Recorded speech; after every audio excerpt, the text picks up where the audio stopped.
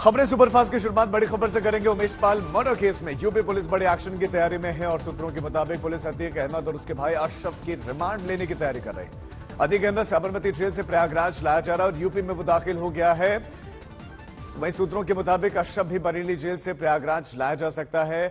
जब अतीक अहमद को लेकर उत्तर प्रदेश की पुलिस अहमदाबाद से निकली तो अतीक ने कहा कि उमेश पाल मर्डर केस से उसका कोई वास्ता ही नहीं, क्योंकि वो तो जेल में था। अतीक का कहना है कि हमारा परिवार बर्बाद हो गया और अब सिर्फ हम रगड़े जा रहे हैं। कहना चाहेंगे उमेश पाल हत्याकांड में पेशी होगी, कहना चाहेंगे। आप सबका बहुत बहुत शुक्रिया। और आपका परिवार कहाँ पर आ रहे हैं? माइक नीचे कर दीजिए। आपको जान का खतरा है क्या? आपको डर लग रहा है? कोई डर लग रहा है आपको? हमारा परिवार पूरी तरह से बर्बाद हो गया। और एक सवाल कोई कर रहा था, अरे मुंह तो दिखाइए यार, माइक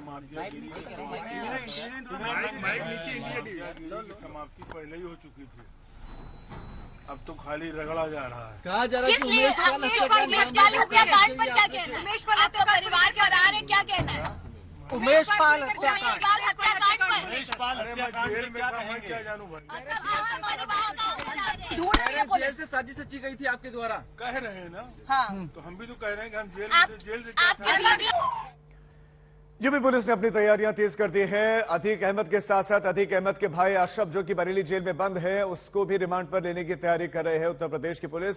उमेश पाल हत्याकांड में इनको आरोपी बनाया गया, जेल के भीतर रहते ही इन पर साजिश करने का आरोप है। हमारे संवाददाता अरविंद ओझा इस खबर पर ज्यादा जानकारी के साथ जुड़ गए हैं। अरविंद, दोनों की ही रिमांड लेने की तैयारी करे यूपी पुलिस। काउंटडाउन शुरू, कुछ 4-5 घंटे, शायद थोड़ा सा ज्यादा समय और लग जाएगा और प्रयागराज पहुंच जाएगा अतीक अहमद। नहीं, बिल्कुल। देखिए राजीव, इस वक्त जो अतीक अहमद है उसको लेकर उत्तर प्रदेश पुलिस की टीम इंटर कर चुकी है और झांसी में इंटर कर चुकी है। इस वक्त मैं झांसी मौजूद हूँ। तस्वीरें आपको प्रदीप गुप्ता दिखाएंगे।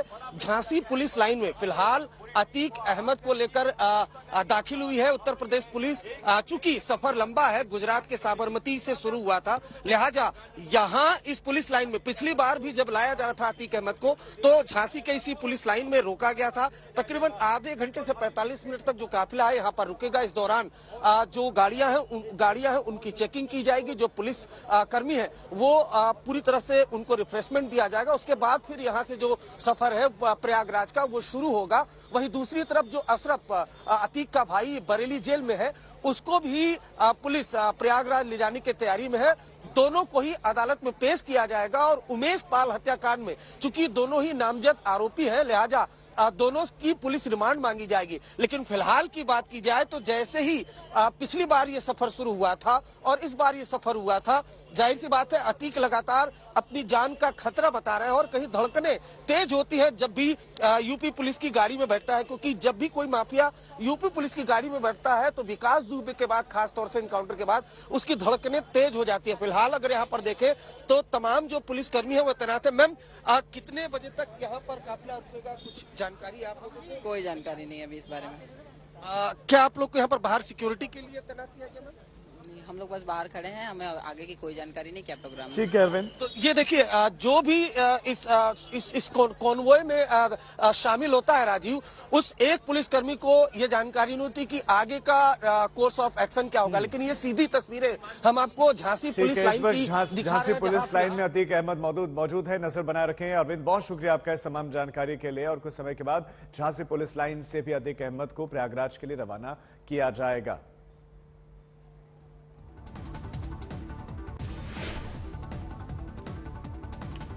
ग्रेटर नोएडा में एक दुकान में अचानक एक सांड घुस गया। घटना दादरी इलाके के, जहां पर कपड़े की दुकान में सांड घुसा तो इससे हड़कंप मच गया। गनीमत रही कि जिस वक्त ये सांड घुसा उस वक्त दुकान में कस्टमर्स नहीं थे, दुकान में सिर्फ दुकान का मालिक और काम करने वाले लोग थे। सांड की घुसते उससे बाहर निकालने की कोशिशें हुई, लेकिन बाहर निकलने की बजाय वो सांड दुकान के और अंदर घुसता चला गया। सांड ने कुछ देर तक कपड़े की दुकान में पूरी सूरत बदल दी, सारा सामान इधर का उधर कर दिया।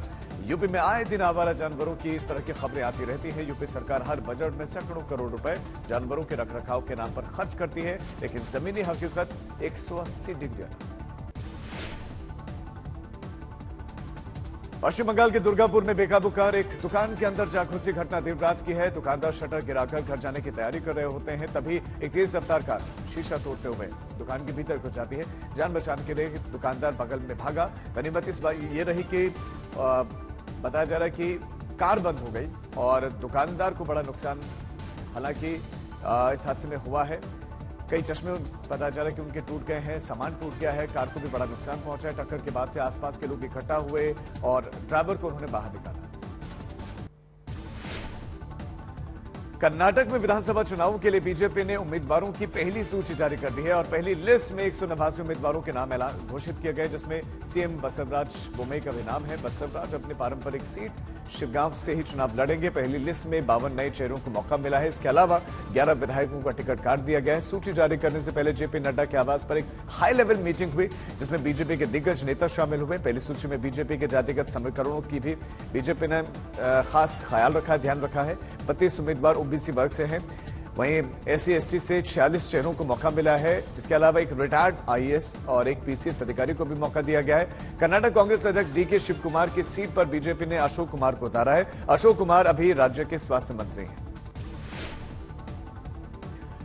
टिकट बंटवारे के बाद से बीजेपी के कुछ नेताओं ने विद्रोह कर दिया है। बीजेपी विधायक अनिल बेनाके के समर्थकों ने हंगामा कर दिया। बेलगावी उत्तरी सीट से पार्टी ने अनिल का टिकट काट दिया है। इसके अलावा रामदुर्गा में बीजेपी विधायक महादेवप्पा का टिकट भी काट दिया गया है। उनके समर्थकों ने भी पार्टी के इस फैसले के खिलाफ बगावत का बिगुल फूंक दिया है। एक तरफ जहां टिकट कटने से विधायक नाराज हैं, तो वहीं दूसरी तरफ कुछ ऐसे भी हैं जो चुनाव नहीं लड़ना चाहते। शिमोगा से विधायक ने चुनाव लड़ने से इनकार कर दिया है। उन्होंने राजनीति से संन्यास लेने का ऐलान कर दिया है। बीजेपी के लिए आफत सिर्फ इतनी ही नहीं है। 2019 में सरकार गिराने के प्रमुख मददगार लक्ष्मण सवादी भी नाराज हैं। लक्ष्मण येदियुरप्पा के करीबी माने जाते हैं कुमारस्वामी की सरकार गिराने और बीजेपी सरकार बनवाने में इनकी प्रमुख भूमिका थी। लक्ष्मण को उम्मीद थी कि बीजेपी उन्हें टिकट देगी, लेकिन पार्टी ने उन्हें दरकिनार कर दिया। चुनावी विवाद देवगौड़ा परिवार में भी हो गया है। पूर्व सीएम HD कुमारस्वामी ने एक रैली में कह दिया कि कुछ शकुनी है जो हम दो भाइयों के बीच में महाभारत करवाना चाहते हैं। सारा विवाद हसन विधानसभा सीट को लेकर छिड़ा है। देवगौड़ा की बड़ी बहू इस सीट पर दावेदारी कर रहे हैं, लेकिन HD कुमारस्वामी इसके लिए तैयार नहीं है। पूर्व पीएम देवेगौड़ा ने कहा कि यह बहुत दुर्भाग्यपूर्ण है कि परिवार में इस तरह का विवाद छिड़ गया है। कांग्रेस नेता राहुल गांधी के खिलाफ आज सुनवाई है। राहुल गांधी मानहानि के मामलों में उन पर केसेस दर्ज हैं। 2 ही मामले हैं, एक सुनवाई हरिद्वार में है तो दूसरी पटना में होनी है। पटना में बीजेपी नेता सुशील मोदी ने राहुल गांधी के मोदी सरनेम वाले के मामले को लेकर केस किया है, तो वहीं हरिद्वार में RSS नेता ने केस किया है। हरिद्वार वाला मुकदमा संघ को आधुनिक कौरव कहने पर हुआ है। राहुल गांधी ने इसी साल हरियाणा के अंबाला में कहा था कि 21वीं सदी के कौरव हाफ खाकी पैंट पहनते हैं और हाथ में लाठी रखते हैं, और इस बयान से हरिद्वार में RSS नेता की भावनाएं आहत हो गई और मुकदमा कर दिया गया, जिस पर सुनवाई है आज। मोदी सरनेम को लेकर राहुल गांधी को सजा पहले ही मिल चुकी है, उनकी सांसदी जा चुकी है।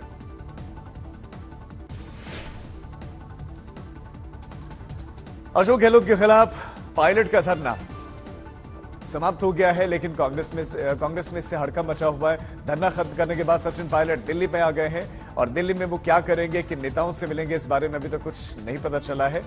लेकिन अपनी पार्टी के खिलाफ जाकर सचिन पायलट अकेले पड़ गए हैं। कांग्रेस ने पायलट के धरने को अनुशासनहीनता माना है और धरने के दौरान पायलट ने अशोक गहलोत के पुराने वीडियो चलाकर पूछा कि वसुंधरा राजे और उनके करप्शन पर कार्रवाई क्यों नहीं हुई। आज राजस्थान के सीएम अशोक गहलोत एक प्रेस कॉन्फ्रेंस करेंगे और माना जा रहा है कि वो पायलट के आरोपों का जवाब देंगे। सचिन पायलट और अशोक गहलोत की सियासी कड़वाहट बहुत पुरानी है। माना जाता है कि पायलट सीएम बनना चाहते हैं, लेकिन गहलोत की वजह से उन्हें मौका नहीं मिल रहा है। सचिन पायलट लगातार आरोप उन पर लगे हैं कि उन्होंने सरकार गिराने की कोशिशें की हैं।